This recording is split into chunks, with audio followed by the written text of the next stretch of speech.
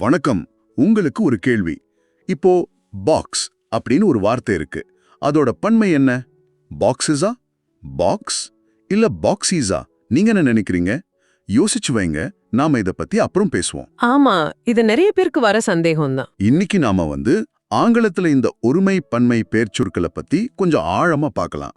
குறிப்பா S, ES, IES வச்சு எப்படி பன்மை உருவாகுதுன்னு அலச போறோம். சரி, இது பார்க்க அடிப்படை மாதிரி இருந்தாலும் சில நுணுக்கங்கள் இருக்கு. முதல்ல பெயர்ச்சொல்னா என்னன்னு சும்மா ஒரு சின்ன ஞாபகப்படுத்தல்.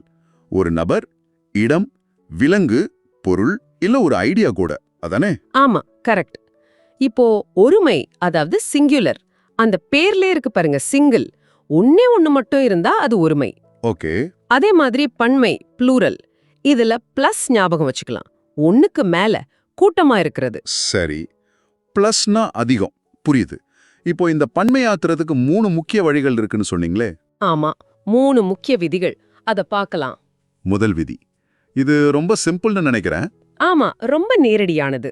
பெரும்பாலான சொற்களுக்கு கடைசில சும்மா ஒரு எஸ் சேர்த்தா போதும். உதாரணமா? இப்போ டாக் இருக்குன்னா dogs, girl, girls, book, books, அப்புறம் பார்க், பார்க்ஸ்.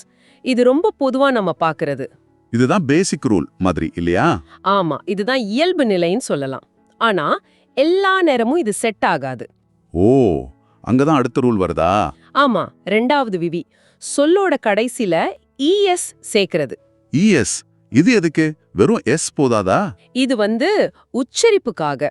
ஒரு சொல் எஸ், எஸ்ஹெச், சிஹெச், எக்ஸ் இல்ல ஜெட்ல முடிஞ்சா அப்போ இஎஸ் சேர்ப்போம். S, S H, C H, X, Z. Okay. கவனிச்சிங்கன்னா இந்த ஒலிகள் எல்லாம் ஒரு மாதிரி ஸ், ஷ், ச் அப்படியே ஒரு ஹிஸ்ஸிங் சத்தம் வரும். ஆமா ஆமா. அந்த மாதிரி சொற்களுக்கு வெறும் எஸ் மட்டும் போட்டா உச்சரிக்க கொஞ்சம் கஷ்டமா இருக்கும். அதனால இஎஸ் சேர்க்கிறோம். ஓ, அப்படியா? அப்போ நம்ம ஆரம்பத்துல கேட்ட கேள்வி பாக்ஸ், அது எக்ஸ்ல முடியுது. கரெக்ட். அந்த ஹிஸ்ஸிங் சவுண்டும் வருது. அப்போ வெறும் எஸ் போட்டா பாக்ஸஸ்னு சொல்ல கஷ்டமா இருக்கும். அதனால இஎஸ் சேர்த்து பாக்ஸஸ். அப்போ பாக்ஸஸ் தான் சரி. மிகச் சரியா புடிச்சிட்டீங்க. அந்த இ உச்சரிப்பு கொஞ்சம் சுலபமாக்குது.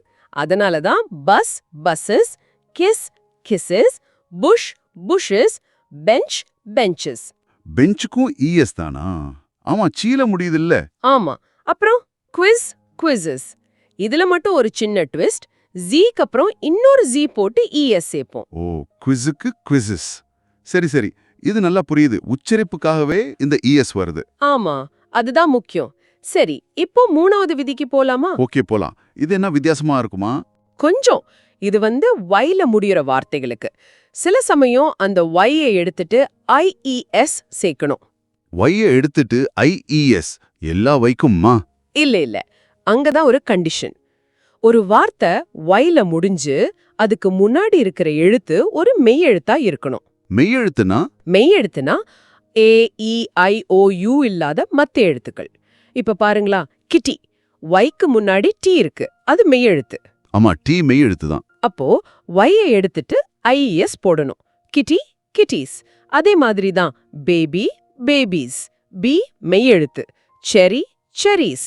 ஆர் மெய்யெழுத்து. ஓ, lady ladies, puppy puppies, party parties, எல்லாமே அப்படிதானே?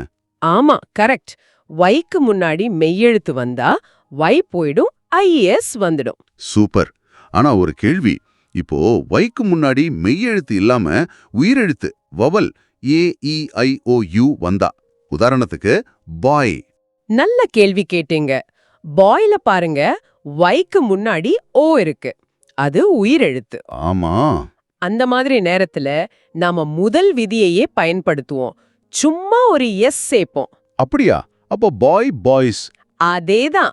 பாய் பாய்ஸ், கீ கீஸ், டாய் டாய்ஸ். பாத்தீங்களா அந்த மெய்யெழுத்தா உயிரெழுத்தான்றது எவ்வளவு முக்கியம்னு? வாவ், இது ரொம்ப தெளிவா இருக்கு இப்போ. அப்போ சட்டுன்னு ஒரு ரீகேப் பண்ணலாமா? பண்ணலாமே. ஒருமைனா ஒன்னு, பன்மைனா பல. பொதுவா பன்மையாக்க எஸ் சேர்ப்போம். சரி. ஆனா சொல் எஸ், ஷ, சிஹெச், எக்ஸ், ஜீல முடிஞ்சா உச்சரிப்புக்காக இஎஸ் சேர்ப்போம்.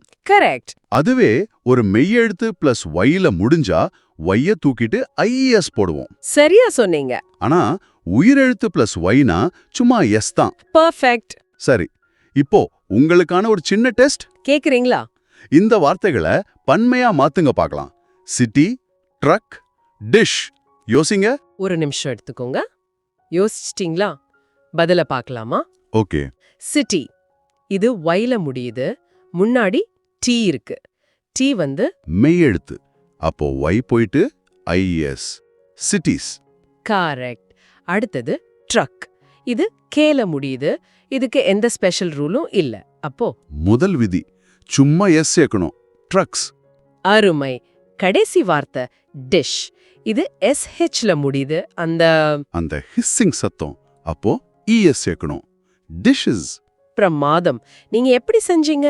சரியா வந்துச்சா? இந்த சின்ன விளக்கம் உங்களுக்கு உதவியா இருந்திருக்கும் நம்புறோம். நிச்சயமா. இந்த விதிகள் தெரிஞ்சா நிறைய குழப்பம் தீரும். இது வெறும் ரூல்ஸ் மட்டும் இல்ல, அந்த உச்சரிப்போட சம்பந்தப்பட்டதுன்னு சொன்னது ரொம்ப முக்கியம். ஆமா. ஆனா எனக்கு ஒரு யோசனை வருது. இப்ப ஆங்கிலத்துல நிறைய வார்த்தைகள் வேற மொழிகள்ல இருந்து கடன் வாங்கினது தானே? ஆமா, லாட்டின், கிரீக்கம், பிரெஞ்சுன்னு நிறைய இருக்கு.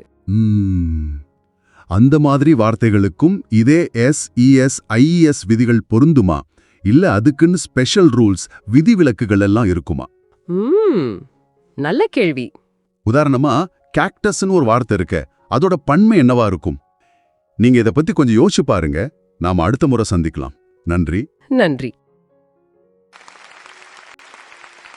இந்த வீடியோ உங்களுக்கு பிடித்திருந்தால் லைக் மற்றும் சப்ஸ்கிரைப் செய்ய மறக்காதீர்கள். கற்றலுக்காக உங்கள் நேரத்தை ஒதுக்கியதற்கு நன்றி. Please like and subscribe if you like this video. கற்றலுக்காக உங்கள் நேரத்தை ஒதுக்கியதற்கு நன்றி.